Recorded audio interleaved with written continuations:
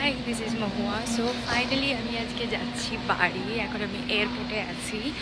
তো আমার ফ্লাইট ছিল, বোর্ডিং ছিল লাইক 6টায়, 7টার সময় ফ্লাইট ডিপার্ট হওয়ার কথা ছিল, কিন্তু সামহাও ফ্লাইট একটু লেট হয়েছে। তো এখন বোর্ডিংয়ে 7টায় হবে, তো এখন 5:30 বাজছে। আমি এসে বসে আছি, তো ভালো আমি একটু এয়ারপোর্টটা এক্সপ্লোর করছি, তো তোমাদেরও দেখাই। বাট এখন তো আমি খুব এক্সাইটেড, কিন্তু এটা হচ্ছে অনেক লং জার্নি। এটা আমার ফার্স্ট ফ্লাইট। এখান থেকে যাব আমি শার্লেট, সেখান থেকে আবার আবুধাবি। তো শার্লেট থেকে আবুধাবি ডিস্টেন্স হচ্ছে, ফ্লাইট টাইমই হচ্ছে তোমার 14.5 আওয়ার্স। তারপর আবুধাবি থেকে আবার 6 আওয়ার্সের flight, then Calcutta. So it's a long process. আমার তো এখন জার্নি শুরুই হলো না। তাহলে আগে যদি জানতাম তাহলে হয়তো একটুখানি আমি আরও ঘুমিয়ে নিতাম। তো এখন একটু তাই ঘুরছি, দেখি একটু পরে বসবো। বোর্ডিং শুরু হতে এখন অনেক দেরি, লাইক অলমোস্ট। যতক্ষণ আমি একটু ওয়েট করছি, আমি ভাবলাম একটু তোমাদের এয়ারপোর্টটা ঘুরে দেখাই। আমি নিজেও ঘুরছি, আর আমি তো এবারে একা ট্রাভেল করছি। জেনারেলি আমি করি না, আমি অভিকের সাথেই করি। তো আমি জাস্ট এখন বসে আছি লিটারেলি। তো দেখি এখন কি করা যায়। সো যতক্ষণ আমি ওয়েট করছি দেখি, এখন তো এখানে বসেই থাকবা, তাছাড়া তো কোনো উপায় নেই। এখন এইসব 5:45 হচ্ছে, 7টার সময় বোর্ডিং, মানে সেটা এখন অনেক লম্বা প্রসেস। তো সেটা হোক, চলো আবার তোমাদের সাথে পরে দেখা হবে। সো ফাইনালি আমার ফার্স্ট ফ্লাইট টেক অফ করে গেছে, লাইক টেক অফ হচ্ছে ক্যান্সাস সিটি থেকে শার্লেট যাওয়ার জন্য। আমি literally it's like I can't believe আমি অলমোস্ট 1.5 বছর পরে ইন্ডিয়া যাচ্ছি। তো ওটার একটা আলাদাই এক্সাইটমেন্ট আছে। তারপরে সে ইন্ডিয়াতে যাওয়ার পরে মানে বিয়ে বাড়িও আছে অ্যাটেন্ড করার জন্য। তো একটা আলাদাই আমার মধ্যে এক্সাইটমেন্ট কাজ করছে। অ্যান্ড আই এম শিওর তোমরাও যারা ধরো দেশে মানে বাড়ি থেকে অনেক দূরে থাকো আর অনেক দিন পরে যখন বাড়ি যাও, তোমাদের মধ্যেও একটা এক্সাইটমেন্ট কাজ করে আমারই মতো। তো আই ওয়াজ লাইক, আমি জানি অনেক লং আমার জার্নি, বাট স্টিল মানে আমি হতেই এখন এক্সাইটেড হয়ে আছি যে কখন আমি বাড়ি পৌঁছাবো, নিজের রুমে পৌঁছাবো। যদিও এখনও কিছুটা টাইম আছে, তো তোমাদের সাথে আমি জার্নিটা শেয়ার করবো অবশ্যই। তো স্টে টিউনড। সো আমি আমার ফার্স্ট ডেস্টিনেশনে এসেছি, মানে শার্লেটে পৌঁছে গেছি। আমার এরপরে আবার দুপুর 2টার সময় ফ্লাইট আছে। তো আমি আপাতত ওদিকে যাচ্ছি। আমাকে এখন ফিগার আউট করতে হবে, আমাকে যেতে হবে ডিতে, আমি আছি সিতে। তো আমাকে এখন ফিগার আউট করতে হবে যে আমি কোন দিকে যাবো। আমি এইগুলো একটু ফিগার আউট করি, তারপর খাবার দাবারও দেখতে হবে। তো সেটা দেখে দেন উইল ফিগার আউট, দেন চলো বাই। সিজ লাইক আমার এই ইয়েটা খুবই ভালো লাগে, এর মধ্যে দিয়ে হেঁটে যেতে ইট ইজ ভেরি গুড। বাস এটাও চলে, নিজেও চলি।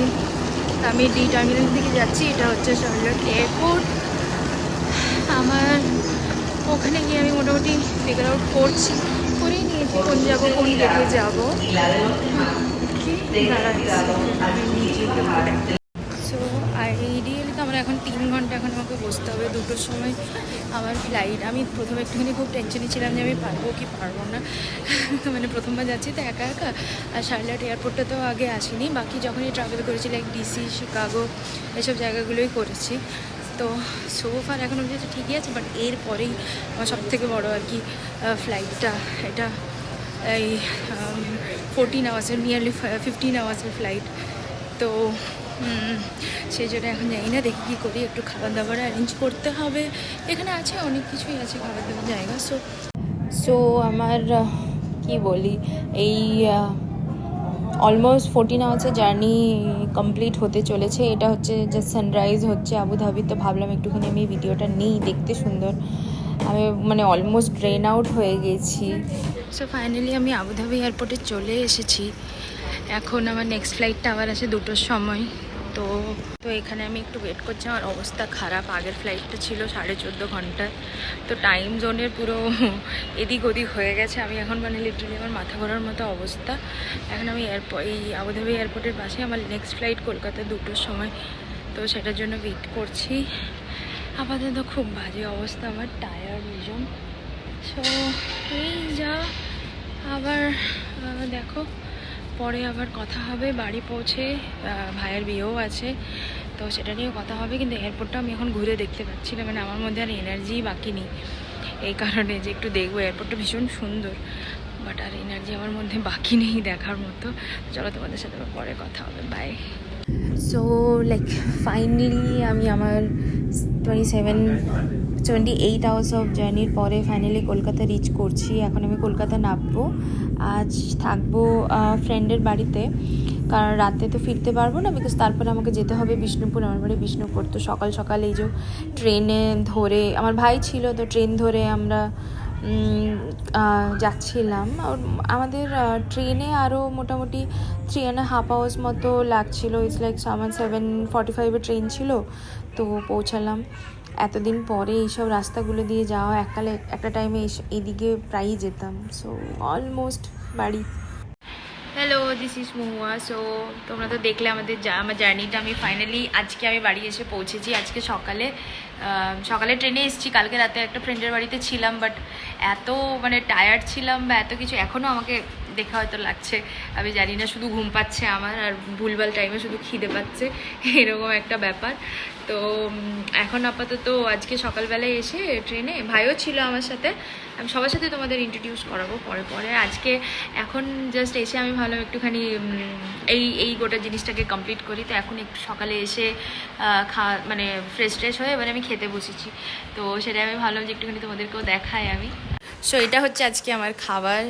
স্পেশালি আমার যে যে জিনিসগুলো পছন্দ ওগুলো মা সব করে রেখেছে। আমি মোটেও এতগুলো খেতে পারবো না, মা জানে যে এখান থেকে হয়তো 2-4টে জিনিসই আমি খাবো। যেমন এটা কি পাবদা মাছ মা? এই যে পাবদা মাছ, চাটনি, দই, চিংড়ি মাছ, হ্যাঁ পটল চিংড়ি, বেগুনি। এটা আমার খুব ফেভারিট। সেটা হচ্ছে ওই যে কাঁচা পোস্ত, আমি খুব খেতে পছন্দ করি এই জন্য। তার সাথে হ্যাঁ এত কিছু খাবার তো আমি এমনিও খেতে পারবো না, কেন যে মা দিচ্ছে আমি জানি না। মনে হচ্ছে যেন আমার কোনো ভোজ হচ্ছে, এরকম একটা ব্যাপার। তো এই হচ্ছে আমার আজকে খাবার দাবার। এখন আপাতত আরও বাড়ির সমস্ত কিছু দেখাবো। তারপরে আমার সামনে আমার কাজিন ব্রাদার আর কি, তার বিয়ে আছে, তো সেই সমস্ত কিছু তোমাদের সাথে শেয়ার করব। তো হোপফুলি আমার নতুন ইন্ডিয়াতে এসে এই ব্লগ আবার মানে আমি সমস্ত কিছু তোমাদের সাথে শেয়ার করব। আমার এখানকার লাইফ এইভাবে কিভাবে যায় অ্যান্ড অল। তো টিল দেন চলো বাই বাই, তোমরা ভালো থেকো সবাই, বাই।